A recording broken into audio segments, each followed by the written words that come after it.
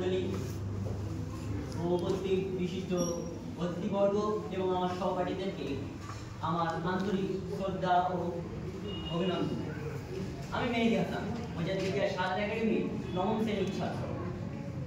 আজ এই গৌরবময় অনুষ্ঠানে আমি বিশ্ব উষ্ণায়ন, আমাদের অস্তিত্ব সংকট বিষয়ে একটা উপস্থাপনা পেশ করতে চলেছি। এই উপস্থাপনা পেশ করার আগে আমি আপনাদেরকে একটা চিত্র দেখাতে চাই।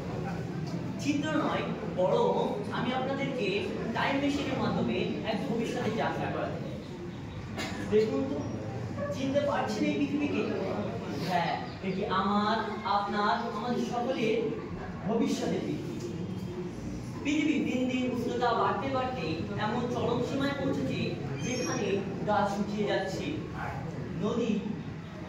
নদী জলের অভাবে খরা দেখা দিচ্ছে, বিপন্ন হচ্ছে বন্যপ্রাণী, আবার কোথাও কোথাও বন্যা, আবার কোথাও কোথাও বরফ গলে বিপুল পরিমাণ বন্যা সৃষ্টি হচ্ছে। এর জন্য দায়ী কারা জানেন? এর জন্য দায়ী আমি, আপনি, আমরা সকলে। আমরা বন ধ্বংস করছি, সেখানে শহর নির্মাণ করছি। শহরে আমাদের দায়িত্বের জন্য, আমাদের চাহিদা পূরণের জন্য কলকারখানা স্থাপন করছি। সেই কলকারখানা থেকে নির্গত অনিয়ন্ত্রিত ধোঁয়া ও গ্যাস আমাদের পরিবেশকে দূষণ করছে। আমরা যে সময় যানবাহন ব্যবহার করছি এক স্থান থেকে অন্যত্র দ্রুত পরিবহনের জন্য, সেখান থেকে তার থেকে নির্গত carbon die oxide, carbon monoxide এগুলিকে আমাদের পরিবেশকে বিপুল পরিমাণে দূষণ করছে, যেটাকে আমাদেরকে ধীরে ধীরে এক বিভৎস ভবিষ্যতের দিকে নিয়ে যাচ্ছে। তাহলে কি এই বিভৎস ভবিষ্যৎকে কিছুতেই এড়িয়ে যাওয়া যায় না? না, এড়িয়ে যাওয়া যায় না যদি না আমরা এই মুহূর্তে সচেতন হই। আমাদের সচেতনতার প্রথম পদক্ষেপ হবে সচেতনতার বার্তা শহর থেকে শহরতলি, গ্রাম থেকে গ্রাম, পৃথিবীর প্রত্যেক কোনায় কোনায় পৌঁছে দেওয়া এবং একটাই স্লোগান ধরে রাখা, এক ছাত্র এক গাছ। বর্তমানে এই হলো আমাদের বর্তমান সমাজ। কলকারখানা থেকে নির্গত অনিয়ন্ত্রিত ধোঁয়া ও দূষণ দ্বারা আক্রান্ত শহর।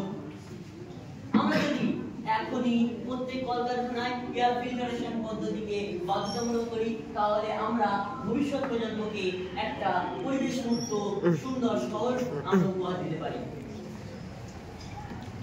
আমরা যদি এই পৃথিবীকে মানবদেহের সাথে তুলনা করি, এই পৃথিবীকে আমরা যদি মানবদেহের সাথে তুলনা করি, তাহলে দেখা যাবে মানবদেহ যেমন ফুসফুস ছাড়া নিশ্চল, ঠিক তেমনই আমাদের পৃথিবী বন ছাড়া নিশ্চল। বন যদি কেটে ফেলা হয়, তাহলে আমাদের পৃথিবী ধ্বংসের দিকে এগোতে থাকে। তাই পৃথিবীকে আরো উজ্জীবিত করতে এবং সুন্দর করে তুলতে আমাদের গাছ কাটা বন্ধ করতে হবে। এর পরিবর্তে বেশি বেশি করে গাছ লাগাতে হবে। আমরা যে সকল যানবাহন ব্যবহার করছি আমাদের যাতায়াত ব্যবহারের জন্য, এর থেকে নির্গত দূষণই আমাদের এই পরিবেশকে বিপুল পরিমাণে ধ্বংস করছে। এই যে বর্তমানে দিল্লিতে AQI এর মাত্রা 450 থেকে 500 পর্যন্ত বেড়ে গেছে, যা এই দূষণের সর্বাধিক। আমরা যদি ইতিমধ্যে এই দূষণকে কমাতে চাই, তাহলে আমাদেরকে এই যানবাহন ব্যবস্থাতেও ফিল্টারেশন পদ্ধতিকে বাধ্যতামূলক করতে হবে এবং ধীরে ধীরে এর বিকল্প ব্যবস্থা হিসেবে ইলেকট্রিক চালিত বিভিন্ন যানবাহন ব্যবহার করতে হবে। আমরা যে এত পরিবর্তন করতে চাই, একই সঙ্গে কি বাস্তবায়ন করতে পারে না? যদি আমরা যেমন ছোট বৃষ্টির ফোঁটাও একটা বৃহৎ সমুদ্র সৃষ্টি করতে পারে, ঠিক তেমনই একটা ছোট্ট উদ্যোগও আমাদেরকে বিপুল একটা ফল দেখাতে পারে।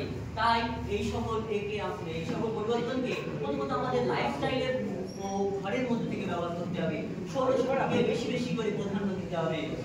তাহলে আমরা সচেতন হলেই আমরা আমাদের ভবিষ্যৎ প্রজন্মকে একটা সুন্দর সবুজে ঘেরা মনোপরিবেশে আচ্ছন্ন একটা সমাজ আমরা উপহার দিতে পারবো। তাই আসুন আমরা অঙ্গীকারবদ্ধ হই এবং আমাদের ভবিষ্যৎ প্রজন্মকে আরো সুন্দর করে গড়ে তুলি। থ্যাংক ইউ, ধন্যবাদ।